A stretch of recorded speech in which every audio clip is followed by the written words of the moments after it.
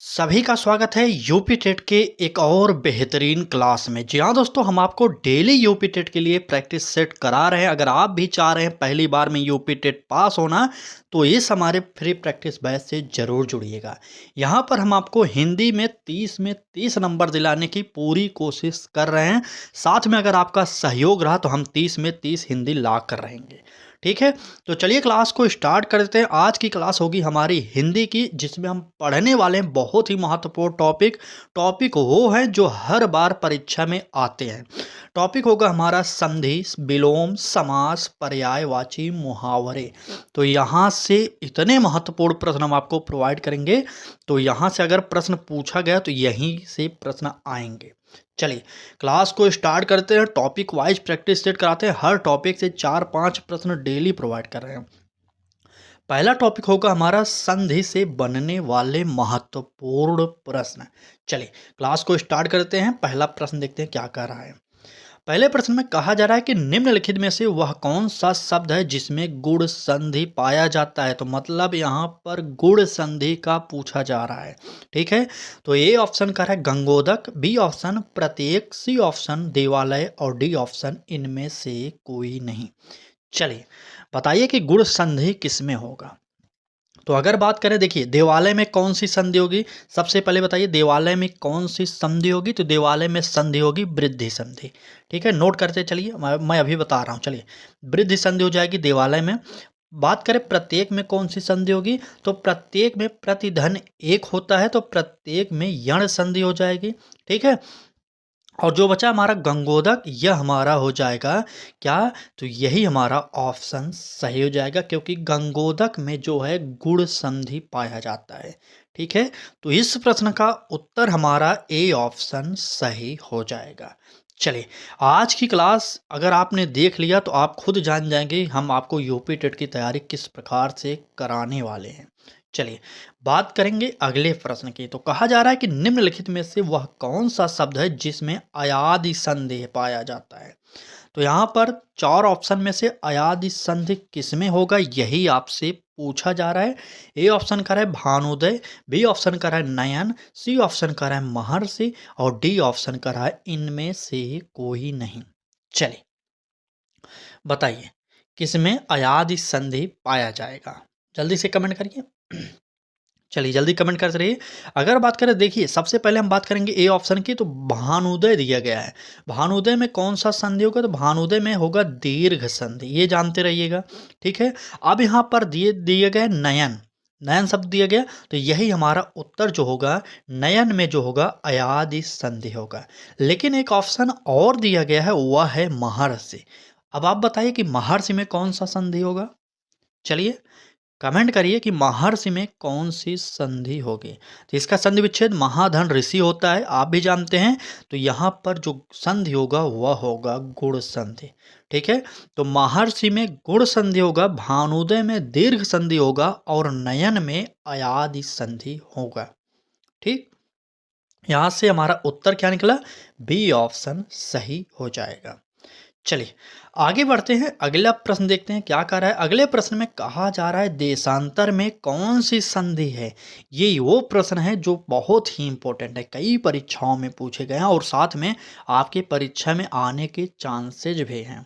ठीक है, तो चलिए कमेंट करिए कि देशांतर में कौन सी संधि होगी। ए ऑप्शन कर रहा है वृद्धि संधि, बी ऑप्शन कर रहा है गुण संधि, सी ऑप्शन कर रहा है अयादि संधि और डी ऑप्शन दीर्घ संधि। चलिए अभी जस्ट ऊपर प्रश्न में मैंने बताया दीर्घ संधि का उदाहरण क्या था। तो भानुदय था, उसको याद करिएगा क्योंकि वह परीक्षा में पूछा जाता है। अयादि संधि का जो मैंने अभी उदाहरण बताया नयन था, इसे भी याद कर लीजिए यहाँ पर। और बात करें क्या पूछा गया प्रश्न में, देशांतर में कौन सी संधि है। तो यहाँ पर उत्तर जो होगा देशांतर में दीर्घ संधि हो जाएगी।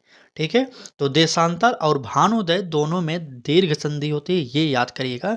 यहाँ से हमारा प्रश्न का उत्तर जो निकलेगा वह निकल जाएगा क्या, डी ऑप्शन सही हो जाएगा। ठीक है, तो अभी तो स्टार्ट हुई है क्लास। अभी जो टॉपिक है विलोम, समास, पर्यायवाची, इन टॉपिकों में हम ऐसे ऐसे प्रश्न आपके सामने रखने वाले हैं ना, आप भी चौंक जाएंगे। अगर यकीन करिए एक प्रश्न में हम आपको 3 से 4 प्रश्न प्रोवाइड करेंगे। चलिए अगला प्रश्न देखते हैं। तो यहाँ पर पूछा जा रहा है कि सद्भावना में कौन सी संधि होती है? चलिए कमेंट करिए, क्या स्वर संधि होगा, व्यंजन संधि होगा, विसर्ग संधि होगा या इनमें से कोई नहीं होगा? इनमें से कोई नहीं तो ये तो कट जाएगा, क्योंकि सद्भावना में कोई ना कोई संधि तो होने वाली है। चलिए अब वही आपको बताना है कि सद्भावना में कौन सी संधि होगी हमारी। चलिए जल्दी से कमेंट करिए, सद्भावना में कौन सी संधि होगी? बिल्कुल सही। अगर बात करें सद्भावना में, तो सद्भावना में हमारा जो होगा वह होगा व्यंजन संधि। बी ऑप्शन यहाँ पर सही करेंगे। और अगला देखेंगे क्या टॉपिक हमारा आने वाला है। ये रहा हमारा विलोम से बनने वाले महत्वपूर्ण प्रश्न। चलिए अब हम आपको दिखाते हैं कि किस प्रकार से विलोम के प्रश्न पूछे जा सकते हैं और किस प्रकार से हम अपने क्लास में कराते हैं। चलिए देखते हैं प्रश्न में क्या करा है। पहला ही प्रश्न देखेंगे क्या कह रहा है। कह रहा है कि निम्नलिखित में से चिरंतन का विलोम कौन सा है? चिरंतन एक शब्द दे दिया गया और आपसे पूछा जा रहा है कि इसका विलोम कौन सा होगा। ए ऑप्शन कर रहा है चेतन, बी ऑप्शन कर रहा है नश्वर, सी ऑप्शन कर रहा है चोर और डी ऑप्शन कर रहा है चल। चलिए एक बार कमेंट करिए जल्दी से, देखते हैं कितने लोग उत्तर जल्दी जल्दी देते हैं। तो बात करें चिरंतन की, तो हमारा उत्तर जो हो जाएगा, चिरंतन का उत्तर होगा नश्वर। ठीक है, चिरंतन का जो विलोम होता है वह होता है नश्वर। लेकिन अब यहाँ पर जो ऑप्शन दिए गए इसका भी तो व्याख्या करना पड़ेगा ना। चलिए सुनिए। तो बात करें चेतन का विलोम क्या होगा। चेतन का विलोम तो बहुत ही इंपॉर्टेंट है, अचेतन हो जाएगा। नोट करते हुए चलेगा। चलिए चेतन का विलोम अचेतन हो गया। अब यहाँ पर चोर का विलोम पूछा जा रहा है, तो चोर का विलोम जो होगा वह हो जाएगा साधु। ठीक है, चोर का विलोम जो होगा वह हो जाएगा साधु। यहाँ पर जान गए। अब यहाँ पर एक शब्द दे दिए गया है कि चल। अब बताइए चल का विलोम क्या होगा। चल का विलोम रुक नहीं होगा भाई, रुक नहीं होगा। चल का विलोम होता है अचल। ठीक, चल का विलोम जो होगा वह होगा अचल। और चिरंतन का विलोम हमारा नश्वर था, इसलिए इस प्रश्न का उत्तर भी हमारा बी ऑप्शन सही हो जाएगा। ठीक है, क्लास अच्छी लग रही हो तो जुड़िए हमारे साथ, क्योंकि इस बार हम आपको यूपी टेट में यकीन करिए कि 100+ नंबर दिला कर रहने वाले हैं। क्योंकि सीडीपी, ईवीएस और हिंदी, यहाँ पर कम से कम हमें 80 स्कोर करना है। हिंदी में 30 और सीडीपी में 30, ये 2 का लक्ष्य हमारा है आपके लिए। ठीक है, तो जुड़िए, चैनल को सब्सक्राइब करिए, बेल आइकन को ऑन करिए, रुकिए मत कभी भी, एक दिन भी आराम मत करिए जब तक आप परीक्षा में पास ना हो जाएं। ठीक है, चलिए बाकी आपकी इच्छा है, अगर आज आप आराम करेंगे तो कल परीक्षा में दिक्कत होने वाली है। ठीक, चलिए बात करेंगे प्रश्न की। तो कह रहा है कि निम्नलिखित में से वह कौन सा शब्द है जो योग का विलोम होगा। अब बताइए, 21 जून को अंतर्राष्ट्रीय योग दिवस मनाया जाता है ना, 21 जून को। तो चलिए योग का विलोम पूछा गया यहाँ पर। ए ऑप्शन का रहा है वियोग, बी ऑप्शन का रहा है राजतंत्र, सी ऑप्शन का रहा है लाभ और डी ऑप्शन का रहा है व्यर्थ।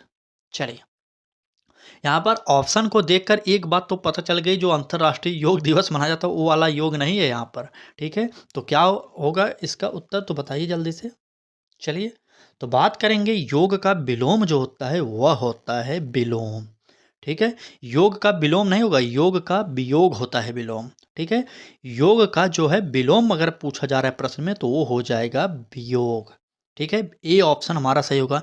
अब यहाँ पर एक शब्द दे दिया गया राजतंत्र। चलिए अब इसका भी विलोम बताइए। राजतंत्र, राजा का तंत्र मतलब राजा का शासन होता है राजतंत्र में, इसका जो विलोम होगा वह हो जाएगा प्रजातंत्र। ठीक है, उसका विलोम जो होगा वह होगा प्रजातंत्र। प्रजातंत्र मतलब प्रजा का शासन होगा वहाँ पर। ठीक है, और एक शब्द दे दिया गया लाभ। लाभ का अगर आपसे विलोम पूछा जा रहा है तो ये हो जाएगा हानि। ठीक, तो चलिए लाभ का विलोम जो होगा हानि हो जाएगा। ठीक है, आगे बढ़ें। चलिए अब यहाँ पर एक शब्द दे दिया गया व्यर्थ और पूछा जा रहा है व्यर्थ का विलोम बताइए। चलिए बताइए व्यर्थ का विलोम क्या होगा। तो व्यर्थ का विलोम हो जाएगा सार्थक। ठीक है, व्यर्थ का विलोम होगा सार्थक। मैं बोलते हुए चल रहा हूँ, यहाँ पर लिखने में थोड़ी सी दिक्कत होती है मुझे। ठीक है, तो आप लोग ध्यान से लिखिएगा अगर आप लिख रहे हैं, और नहीं तो ध्यान से सुनिए, मैं लिखते समय बोलता भी हूँ। ठीक है, एक बार फिर सुन लीजिए। अगर आपसे इस प्रश्न का उत्तर पूछा जाए तो ए ऑप्शन वियोग सही हो जाएगा। और राजतंत्र का अगर आपसे विलोम पूछा जाए तो प्रजातंत्र होगा। और लाभ का विलोम पूछा जाए तो हानि होगा। और व्यर्थ का विलोम पूछा जाए तो क्या होगा, सार्थक हो जाएगा। ठीक, चलें आगे। चलिए आगे बढ़ते हैं, अगला प्रश्न देखते हैं क्या कह रहा है अगले प्रश्न में। अगले प्रश्न में कहा जा रहा है कि नीचे दिए गए शब्दों में से कौन सा शब्द जंगम का पर्यायवाची है। तो बताइए, जंगम का विलोम है। माफी चाहेंगे, यहाँ पर टॉपिक मैंने पहले ही बता दिया भाई, विलोम है, ठीक है। चलिए, विलोम जंगम का आपको बताना पड़ेगा। ए ऑप्शन कह रहा है जाति, बी ऑप्शन कह रहा है ज्ञान, सी ऑप्शन कह रहा है अस्थावर और डी ऑप्शन कह रहा है इनमें से कोई नहीं। चलिए बताइए कि जंगम का विलोम कौन सा होने वाला है। अगर बात करें जंगम का विलोम जो होगा वह होगा हमारा क्या, अस्थावर। ठीक है, तो यहाँ पर इस प्रश्न का उत्तर क्या निकला हमारा, सी ऑप्शन सही हो जाएगा। लेकिन यहाँ पर एक शब्द दिया गया है जाति। अगर आपसे पूछा जाए जाति का विलोम क्या होगा तब आप क्या उत्तर देंगे, चलिए बताइए। आप लोग इसे सरल मानते हैं ना, विलोम को, पर्यायवाची को, इन सब टॉपिकों को आप सरल मानते हैं ना। एक बार अगर आप परीक्षा के प्रश्न देखेंगे ना तो हिल जाएंगे एकदम से, ठीक है। इसलिए ध्यान दीजिएगा। चलिए, जो मैं बता रहा हूँ हर पॉइंट को ध्यान दीजिए। जाति का विलोम पूछा जाए तो कुजाति होता है, ठीक। जाति का विलोम क्या होगा, कुजाति हो जाएगा। अगर आपसे पूछा जाए ज्ञान का विलोम तो ज्ञान का विलोम अब बताइए। चलिए, तो ज्ञान का विलोम की बात किया जा रहा है तो ज्ञान का विलोम हो जाएगा अज्ञान, ये जानते रहिए, ठीक है। तो जाति का विलोम कुजाति होता है, ज्ञान का विलोम अज्ञान होता है और जंगम का विलोम जो है अस्थावर होता है, ठीक है। एक ऑप्शन को 2 से 3 बार इसलिए रिपीट कर रहा हूँ ताकि आपको यहीं पर याद हो जाए, बाद में फिर से रिपीट करने की, फिर से पढ़ाई करने की अतिरिक्त ज़रूरत ना पड़े, ठीक है। इसलिए एक प्रश्न को 2 से 3 बार पढ़ दे रहा हूँ। अगर अब भी याद नहीं होता तो क्लास को 2 बार देखिए आप लोग। चलिए अगला प्रश्न पढ़ते हैं। अगले प्रश्न में कहा जा रहा है कि विधि का विलोम कौन सा शब्द होगा। अब आप बताइए कि विधि का विलोम कौन सा होगा। ए ऑप्शन कर रहा है विरह, बी ऑप्शन कर रहा है विष, सी ऑप्शन कर रहा है योगी और डी ऑप्शन कर रहा है निषेध। चलिए कमेंट करिए, उत्तर बताइए कौन सा होने वाला है हमारा। चलिए, चलिए कमेंट करिए, जल्दी से कमेंट करिए, क्योंकि आपके कमेंट जितनी जल्दी आएँगे इससे हमें ये पता चल जाता है कि हाँ, आप एक्टिव हैं। और जितने भी लोग हमसे पढ़ने के लिए, यूपी टेट के लिए ख़ास करके जुड़े हैं, उनसे हाथ जोड़ के निवेदन करेंगे लाइव क्लास सुबह 10 बजे देखा करिए, ठीक है? अगर आप बाद में देखने की सोचेंगे तो आप बाद में देखेंगे भी नहीं, मुझे पता है, ठीक? चलिए फिलहाल प्रश्न के उत्तर पर आते हैं। तो यहाँ पर पूछा गया था विधि का विलोम कौन सा होगा, तो विधि का विलोम होगा निषेध। विधि का विलोम क्या होगा, निषेध। इसलिए हमारा इस प्रश्न का उत्तर क्या होगा, डी ऑप्शन सही होगा। अब यहाँ पर पूछा जा रहा है विरह का विलोम। चलिए बताइए विरह का विलोम क्या होगा, तो विरह का विलोम होता है मिलन, ठीक। विरह का विलोम क्या होगा, मिलन होगा। अगर आपसे पूछा जाए विष का विलोम क्या होगा, ये बताइए। तो विष अमृत, ठीक है। विष का विलोम क्या होगा, अमृत हो जाएगा, ये आप जानते रहिएगा, ठीक है। आगे बात करें अगला प्रश्न की, योगी। योगी का विलोम क्या पूछा जाएगा। योगी हमारे उत्तर प्रदेश के मुख्यमंत्री भी हैं, उनका विलोम नहीं पूछे जा रहा है भाई। चलिए योगी, तो हमारा इसका विलोम क्या होगा, वो हो जाएगा भोगी, ठीक है। योगी का विलोम भोगी हो जाएगा। एक बार फिर सुनिए, विरह का विलोम जो होगा मिलन होगा, विष का विलोम अमृत होगा, योगी का विलोम भोगी होगा और जो इस प्रश्न का उत्तर था वह है हमारा विधि का विलोम निषेध, ठीक है। तो डी ऑप्शन को यहाँ पर सही करिए और आगे बढ़िए, क्योंकि क्लास की स्पीड रुकना नहीं चाहिए और आपकी पढ़ाई कभी थम नहीं रहनी चाहिए। चलिए अगला प्रश्न देखते हैं। देखिए अभी तक हमने संधि पढ़ लिया, विलोम पढ़ लिया, अब यहाँ से एक नया टॉपिक स्टार्ट हो रहा है। वो टॉपिक है हमारा क्या, समास। अगर आप भी चाहते हैं इस प्रकार की तैयारी करना और यूपी टेट में पहली बार में हिंदी में 30 में 30 लाना, तो आप हमारे साथ जुड़ सकते हैं। और 30 में 30 लाना बहुत बड़ी बात नहीं है, हमने सीडीपी में 30 पाया है, ठीक है। तो आप भी पा सकते हैं। चलिए बात करेंगे अब समाज से बनने वाले महत्वपूर्ण प्रश्नों की। तो यहाँ पर भी बहुत ही इम्पोर्टेंट प्रश्न हैं। क्लास को जो लोग अभी तक देख रहे हैं लाइक जरूर करेंगे। चलिए प्रश्न देखेंगे क्या कह रहा है। कह रहा है कि नीचे दिए गए शब्दों में से वह शब्द चुनिए जिसमें तत्पुरुष समास पाया जाता है। चलिए वह कौन सा शब्द है नीचे दिए गए ऑप्शनों में जिसमें तत्पुरुष समास होगा। ए ऑप्शन करा है यश प्राप्त, बी ऑप्शन करा है अजन्म, सी ऑप्शन करा है मृग नयन और डी ऑप्शन करा है इनमें से कोई नहीं। चलिए तत्पुरुष समास का अगर आपसे उदाहरण पूछा जा रहा है तो यहाँ पर जो उत्तर निकलेगा हमारा यश प्राप्त, मतलब यश को प्राप्त। ठीक है, तो यहाँ पर हमारा इस प्रश्न का उत्तर जो निकलेगा ए ऑप्शन सही हो जाएगा। ठीक, अब लेकिन ऑप्शनों को भी बताना पड़ेगा, इसीलिए तो हम आपकी क्लास लेकर आए हैं कि आप अगर हमारे साथ जुड़कर डेली 20 प्रश्न की प्रैक्टिस सेट भी करेंगे तो हम आपको लगभग 50 प्रश्न उसमें प्रोवाइड कर देते हैं। ठीक है, चलिए ऑप्शनों का जो है पोस्टमार्टम करते हैं। अब बात करें अजन्मा आजन्म का। आज जन्म में अगर आपसे पूछा जाए कौन सा समास है तो आज जन्म में हुआ होता है अव्ययी भाव। ठीक है, अव्ययी भाव हो जाएगा, इसमें नोट कर लीजिएगा आप लोग। ठीक, आजन्म में क्या होगा, अव्ययी भाव हो जाएगा। अगर आपसे पूछा जाए मृग नयन में कौन सा समास होगा, जो कि सी ऑप्शन में दिया गया है, तो मृग नयन में होता है कर्मधारय। ये भी जानते रहिएगा आप लोग। ठीक है, मृग नयन में जो होता है वह होता है कर्मधारय। यहाँ पर हमारा उत्तर ये हो गया। अब देखिए पूछा गया था कि तत्पुरुष का उदाहरण, तो उदाहरण था जो हमारा यश प्राप्त, इसमें तत्पुरुष समास होगा, इसलिए हमारा यह ए ऑप्शन सही हो जाएगा। ठीक, आजन्म में पूछा जाए आजन्म में तो अव्ययी भाव, अगर अगर पूछा जाए मृग नयन में तो यहाँ पर कर्मधारय समास हो जाएगा। चलिए आगे बढ़ते हैं, अगला प्रश्न देखते हैं क्या कहा जा रहा है। चलिए पढ़िए प्रश्न को, देखिए उत्तर क्या आएगा। तो कह रहा है कि नीचे दिए गए शब्दों में वह शब्द चुनिए जिसमें अव्ययी भाव समास होगा। तो अव्ययी भाव यहाँ पर पूछा गया, वहाँ पर तत्पुरुष पूछा गया था और यहाँ पर अव्ययी भाव पूछा गया है। ए ऑप्शन कर रहा है भरपेट, बी ऑप्शन कर रहा है स्नान घर, सी ऑप्शन कर रहा है अनहोनी और डी ऑप्शन इनमें से कोई नहीं।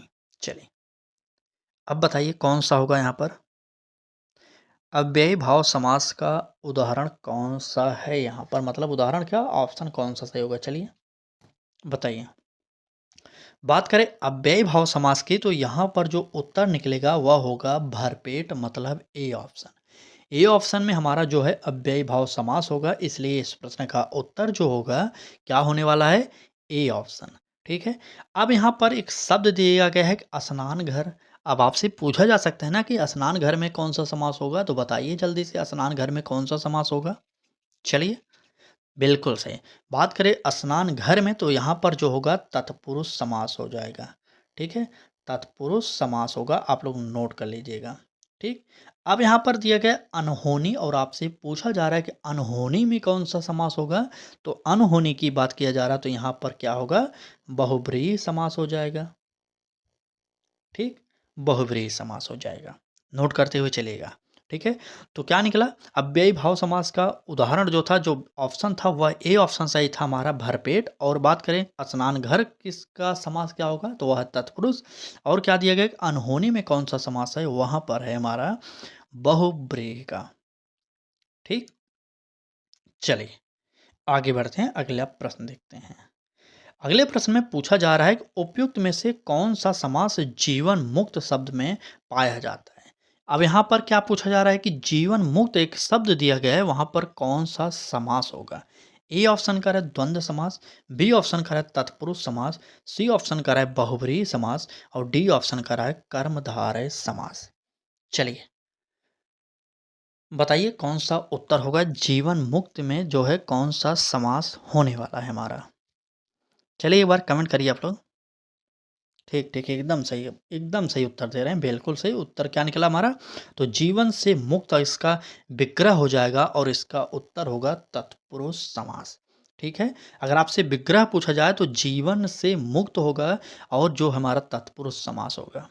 ठीक है, चलिए यहाँ पर क्या निकला, बी ऑप्शन सही हो जाएगा। आगे बढ़ेंगे, अगला प्रश्न देखेंगे क्या कह रहा है।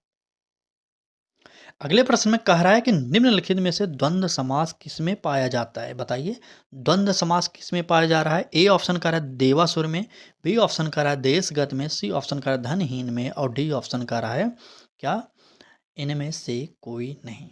चलिए बताइए जल्दी से, द्वंद्व समास किसमें पाया जाएगा, क्या देवासुर में, देशगत में, धनहीन में या इनमें से कोई नहीं। चलिए कमेंट करिए द्वंद्व समास। बात करें देवासुर जो शब्द दिए गए इसी में हमारा द्वंद्व समास होगा। अब कई लोग कहेंगे यहाँ पर कैसे हो जाएगा, तो भैया यहाँ पर बात किया गया है कि देव धन असुर। ठीक है। देवधन असुर हो जाएगा, मतलब इसका विच्छेद करेंगे तो देवधन असुर होगा, मतलब देवासुर। मतलब यहाँ पर दो लोगों की बात किया गया, तो इसलिए हमारा यहाँ पर उत्तर क्या होगा, यहाँ पर हम कह सकते हैं कि योजक चिन्ह भी लगा सकते हैं। ठीक है, तो यहाँ पर उत्तर इस प्रश्न का क्या होगा, वह हो जाएगा देवासुर। द्वंद्व समास इसी में पाया जाता है। चलिए, अब यहाँ से पूछा जा सकता है कि देशगत में कौन सा समास होगा, बताइए ना। देशगत और धनहीन में कौन सा समास होगा, दोनों एक ही समास है, बताइए। धन से हीन और देश से गया जाने वाला। ठीक है, तो यहाँ पर दोनों में क्या होगा, तत्पुरुष समास हो जाएगा। ठीक है, तत्पुरुष समास हो जाएगा। ठीक, जानते रहिएगा, देवासुर में द्वंद्व समास और देशगत और धनहीन में तत्पुरुष समास होगा। देखिए, एक कारक अगर यहाँ पर पूछा जाए धनहीन, तो अगर आपसे पूछा जाए इसमें कारक कौन सा है, तो यहाँ पर बता देना आप उत्तर कि अपादान कारक होता है। ठीक है, अपादान कारक। ठीक, अपादान कारक है, क्योंकि धन से हीन। ठीक है, यहाँ पर अगर कारक की बात किया जाए तो कारक होगा अपादान, अगर समास की बात किया जाए तो यहाँ पर समास होगा तत्पुरुष। ठीक है, नोट करिएगा, मैं बता रहा हूँ, कई लोग कमेंट कर देते हैं इधर उधर। ठीक है, लेकिन आप जानते रहिएगा, अगर आपसे समास पूछा जा रहा है कि धनहीन में कौन सा समास है, तो वहाँ पर तत्पुरुष समास होगा। अगर आपसे पूछा जाए कि धनहीन में कौन सा कारक है, तो आपको उत्तर देना है अपादान कारक, क्योंकि यहाँ कारक के भी प्रश्न इस प्रकार से पूछे जाते हैं, इसलिए हम इसमें बता दे रहे हैं। अभी आगे हम कारक भी पढ़ाने वाले हैं, तो जुड़ जाइए हमारे साथ। डेली फ्री प्रैक्टिस बैच में आप एक से एक क्लासेज पाएंगे। चैनल को सब्सक्राइब करिएगा, बेल आइकन को ऑन करिएगा। ठीक है, चलिए आगे आएंगे और अगला टॉपिक देखेंगे। यहाँ से एक और महत्वपूर्ण टॉपिक स्टार्ट हो रहा है, जो टॉपिक का नाम है पर्यायवाची से बनने वाले महत्वपूर्ण प्रश्न। यकीन करिए, इतने प्रश्नों को हम छांट छांट के आपसे के सामने रखते हैं ना, कि ये प्रश्न इम्पोर्टेंट इतना है कि हम कुछ बता नहीं सकते आपको। ठीक है, जिस दिन आप परीक्षा में बैठेंगे आपको खुद पता चल जाएगा। चलिए, प्रश्न देखेंगे क्या कह रहा है कि निम्नलिखित में से वह कौन सा शब्द है जो ओज का पर्यायवाची नहीं है। मतलब ओज का पर्यायवाची 3 ऑप्शन होंगे और एक ऑप्शन नहीं होगा। जो नहीं होगा उसे भी हमें बताना पड़ेगा वह किसका पर्यायवाची है। चलिए, बात करेंगे ऑप्शन की। शक्ति, तेज, बल, ये सब होंगे या औचक होगा, बताइए कौन सा ओज का पर्यायवाची नहीं है। चलिए, कमेंट करिए, ओज का पर्यायवाची कौन सा नहीं है। तो बात करें ओज की पर्यायवाची की, सबसे पहले तो वह कौन कौन सा होगा, वह होगा तेज, शक्ति और बल। ए बी सी जो ऑप्शन में दिए गए हैं, ये तीनों के तीनों जो हैं ओज के पर्यायवाची हैं। लेकिन यहाँ पर एक ऑप्शन दे दिया गया औचक। औचक जो है यह ओज का पर्यायवाची ना होकर किसका पर्यायवाची है। चलिए कमेंट करिए, चलिए जल्दी कमेंट करिए। औचक किसका पर्यायवाची है, तो औचक किसका पर्यायवाची है, अचानक का। ठीक, अचानक। चलिए, ओज का पर्यायवाची औचक ना होकर के यह अचानक का पर्यायवाची है, इसलिए हमारा उत्तर यहाँ पर डी ऑप्शन सही हो जाएगा। ठीक है, डी ऑप्शन इस प्रश्न को सही करेंगे और आगे बढ़ेंगे। अगला प्रश्न देखेंगे क्या कह रहा है। अगले प्रश्न में कहा जा रहा है कि निम्नलिखित में से वह कौन सा शब्द है जो कामदेव का पर्यायवाची नहीं है। बताइए, कामदेव का पर्यायवाची कौन सा नहीं होने वाला है, तो जल्दी से कमेंट करिए। ए ऑप्शन का है काम, बी ऑप्शन का है मदन, सी ऑप्शन का है मनोज और डी ऑप्शन का है कुमार। चलिए, कमेंट करिए कि कामदेव का पर्यायवाची कौन सा नहीं है। आप जानते रहिएगा, क्योंकि कामदेव कई बार परीक्षाओं में पूछे जा चुके हैं। चाहे जिस भी परीक्षा को आप देखेंगे जहाँ पर हिंदी पूछी जाती है, वहाँ पर यह प्रश्न आया होगा। अगर बात करें कामदेव की पर्यायवाची की, तो काम का पर्यायवाची कामदेव होता है, मदन भी होता है और मनोज भी होता है। तो मतलब काम, मदन और मनोज ये सारे के सारे ऑप्शन जो हैं वो होंगे किसके पर्यायवाची, तो कामदेव के। लेकिन यहाँ पर एक कुमार शब्द दिया गया है, ये जो होगा वह किसका, कामदेव का पर्यायवाची ना होकर के यह किसका पर्यायवाची है, तो ये है कार्तिकेय का। ठीक, तो ये है कार्तिकेय का पर्यायवाची। याद करिएगा, कुमार अगर आपसे पूछा किसका पर्यायवाची होगा तो वो हो जाएगा कार्तिकेय का। ठीक है, तो यहाँ पर इस प्रश्न का उत्तर भी डी ऑप्शन हमारा सही हो जाएगा। चलें आगे। चलिए, आगे बढ़ते हैं, अगला प्रश्न देखते हैं क्या कह रहा है। अगले प्रश्न में पूछा जा रहा है कि नीचे दिए गए शब्दों में से वह कौन सा शब्द है जो गाय का पर्यायवाची नहीं है। तो गाय का पर्यायवाची, गाय तो पूछी ही जाती है, हमारी यूपी में तो गाय को माता माना जा रहा है, ठीक है। इस समय आप जानते होंगे, लेकिन किसान कितना परेशान है ये तो सरकार जानती ही नहीं उनसे, ठीक है। तो गाय भैंस ये सब बारे में कुछ प्रश्न तो बन सकते हैं, ऐसी बात नहीं है, ठीक है। चलिए देखिए, हमारा काम है आपको पढ़ाना। तो बात करेंगे गाय का पर्यायवाची कौन सा नहीं है। ए ऑप्शन करा है गौ, बी ऑप्शन करा है धेनु, सी ऑप्शन करा है गौरी और डी ऑप्शन करा है धूसर। चलिए बताइए। तो बात करें गाय का पर्यायवाची, पहले सबसे पहले जान जाइए गाय का पर्यायवाची होता कौन कौन सा है। तो गाय का पर्यायवाची गौ होता है, धेनु होता है, गौरी होता है। ये तीनों ऑप्शन जो दिए गए हैं, गौ, धेनु, गौरी, ये गाय के पर्यायवाची होते हैं। लेकिन यहाँ पर धोसा जो शब्द दिया गया है ये हमारा गाय का पर्यायवाची नहीं होता। यह पर्यायवाची किसका होता है, तो ये होता है गदहा का पर्यायवाची, ठीक। गदहा तो जानते होंगे ना, गदहा, तो यह पर्यायवाची धूसर गदहा को ही कहा जाता है। इसलिए इस प्रश्न का उत्तर हमारा जो सही होगा वह हो जाएगा डी ऑप्शन, ठीक। डी ऑप्शन बिल्कुल सही, डी ऑप्शन। चलिए, डी ऑप्शन को सही करिएगा और आगे बढ़िएगा। एक बार अगर अभी तक आपने क्लास को देखा है और अच्छी लगी हो तो लाइक करिए यार, अपने मित्रों को भी शेयर करिए, उन्हें भी बताइए कि यूपी टेट की क्लासेज फ्री में प्रोवाइड की जा रही हैं लक्ष्य तक चैनल पर। चलिए अगले प्रश्न देखते हैं। अगले प्रश्न में पूछा जा रहा है कि बिजली का पर्यायवाची कौन सा शब्द होगा। अब यहाँ पर सिंपल पूछा गया है कि बिजली का पर्यायवाची कौन सा है। ए ऑप्शन करा है चपला, बी ऑप्शन करा है चंचल, सी ऑप्शन करा है दामनी और डी ऑप्शन उपरोक्त सभी। चलिए, चपला, चंचल, दामनी, उपयुक्त सभी कौन सा होगा जो बिजली का पर्यायवाची होगा। चलिए, तो बात करें बिजली के पर्यायवाची की, तो यहाँ पर जितने भी दिए गए हैं चपला, चंचल, दामनी, ये सभी के सभी जो होंगे वह बिजली के पर्यायवाची होते हैं। इसलिए इस प्रश्न का उत्तर हमारा डी ऑप्शन सही हो जाएगा, ठीक है। तो ये रही आज की हमारी क्लास, क्योंकि आज इतने महत्वपूर्ण प्रश्न थे कि आप देखे खुद होंगे, ठीक है। तो चलिए, अगर आप भी चाहते हैं कि यूपी टेट की फ्री प्रैक्टिस बैच में आपकी एंट्री हो जाए, तो यहाँ पर आपको एक भी रुपए नहीं देना, सिर्फ हमारे चैनल लक्ष्य तक को सब्सक्राइब करिए और बेल आइकन को ऑन करिए और डेली पढ़ाई करिए। जब तक आप डेली पढ़ाई करते रहेंगे तब तक हमारी क्लासेज आपको यूट्यूब पर मिलती रहेंगी, ठीक है। चलिए, आज की क्लास में बस इतना ही। कल फिर मिलेंगे एक नए क्लास के साथ। क्लास अच्छी लगी हो तो लाइक करिए और अपने मित्रों को शेयर ना किए हो तो एक बार शेयर जरूर करिएगा, क्योंकि उन्हें भी तो फ्री क्लास चाहिए, ठीक है। चलिए, कल फिर मिलेंगे, तैयार रहिएगा एक नए क्लास के साथ। तब तक के लिए धन्यवाद।